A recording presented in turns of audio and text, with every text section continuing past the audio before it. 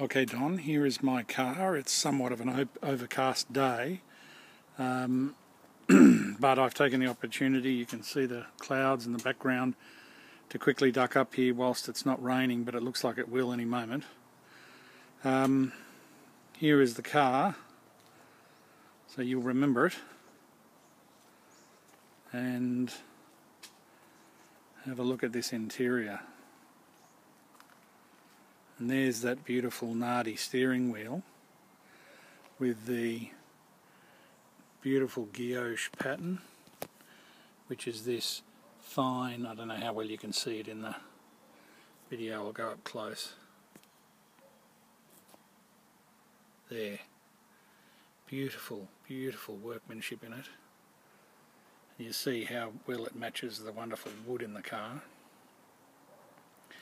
And you can see the new carpet, newly refinished leather, which looks, as you can see, it looks pretty much like new. There you have the back, also along with the tonneau cover.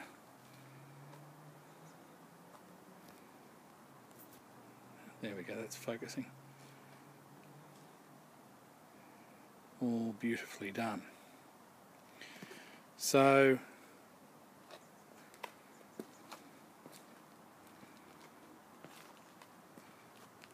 the back of the car.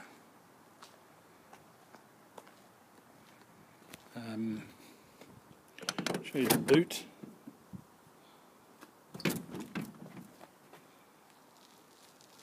I don't know how well you can see that, but maybe there. It's got all new carpet in there too. So it looks very good. That's my leather care stuff for cleaning the leather. There's one thing I've got to do, which is over here. This holds a toolkit normally along here, which I have, of course. It's the jack. I've just got to put the screw in there. I'm sorry I haven't done that. I will do that. But very tidy. Well, tidy, it's like new. All the wheels, the hubcaps are very, very good, as you can see. Very, very good.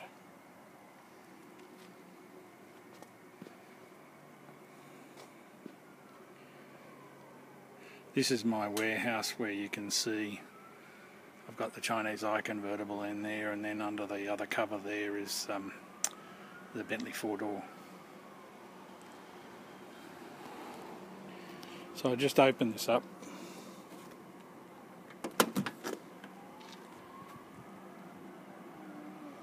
So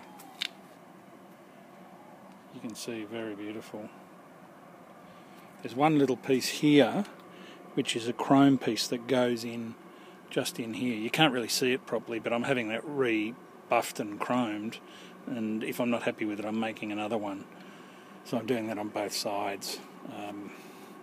I've just had all of these re-chromed, beautifully done.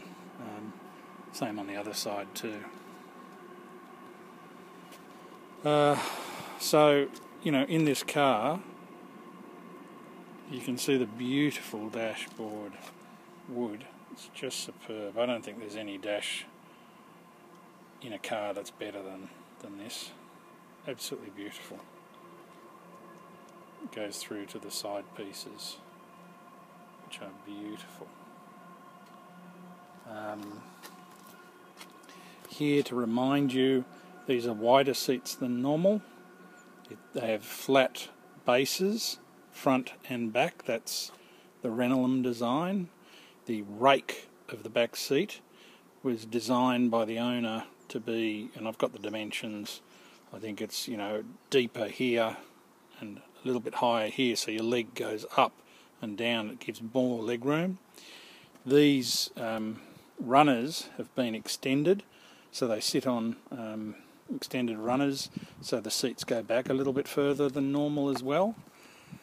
The armrests are thinner than normal. Here, along here, you've got 10x fasteners the whole way along. This is unusual. Normally you only get 10x on the top and on the side here, but right around. The reason is this chap specified a chrome, you can see here, a chrome brass bit that's been chromed, which goes the whole way around the car underneath here. So that also is an unusual feature. You can see all the carpets there on the back of the seats all redone. So the thing just absolutely pops at you. There's the radio unit, has a new double speaker I've installed today there.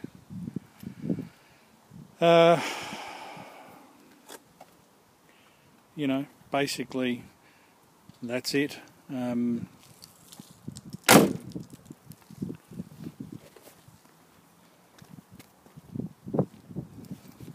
Driver's side. Now these are this mat here and the other one over there is like spare mats. They're just protection mats. So you lift that up and the original mat is underneath. H.J. Milliner Park Ward, as it should be. Absolutely original and correct. And I've just put this here just to protect. These are somewhat sacrificial. In fact, I've got that around the wrong way. That should be sitting like this. Yeah. There we go. That's how it should be sitting, like that. So beautiful. Can't really see. Oh yeah, you can. There's a light here. There's lights in these cubby holes on both sides. So when you open the door, the light comes on and shines down, which is very nice. That one also works, but you just need to open the door to see that. I'll just pop the hood for you there.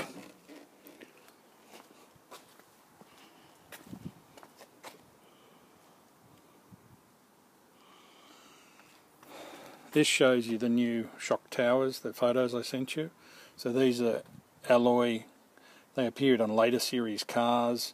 It allows you to fit the Bilstein shocks to the front because they don't manufacture the shocks for the old system anymore. It's a nice improvement, and you can see I've done it with Garth's help, all stock. The rest of it is just, you know, standard Bentley. I mean, what's interesting over here is that's all original cadmium plating. Now, if you take a look at that, that's very unusual to find that on a car. In fact, I've never really seen it. All the ones I've seen have been repainted and not very well. So, you know, it just shows the originality and honesty of the whole engine. The car does not have electronic ignition, so you could put that in a Perktronics or a, you know, one of those systems that maybe you're used to. It seems to run fine without it, and my mechanic is not really a lover of those electronic ignition systems, but it's a very easy retrofit into the distributor cap. So there you have it.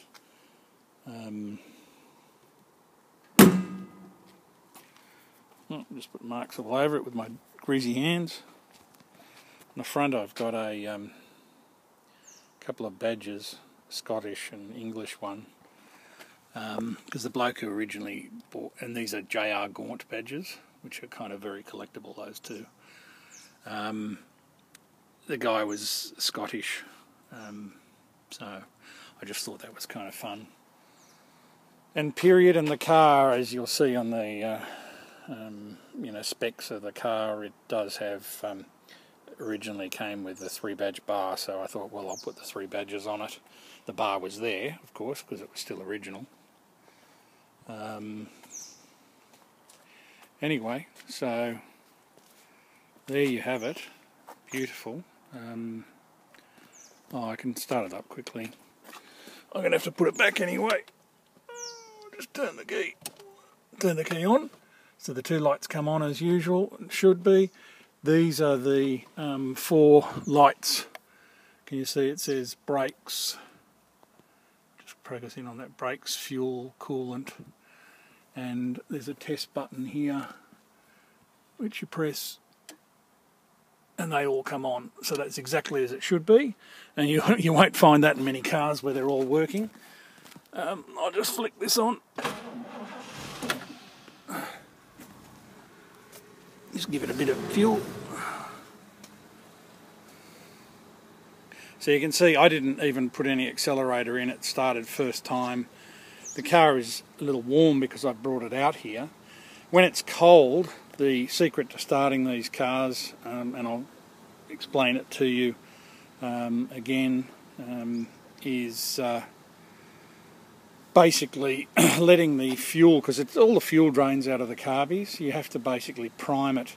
Just let it sit for 30 seconds. Sometimes I let it sit for 45 seconds, just to let the fuel vapours go in where they should, and then a little bit of gas, and then starts. So if you don't give it time for the fuel vapours to move around, it won't start easily. But you use that technique and it starts first time. Anyway, there it is. Beautiful, beautiful car. So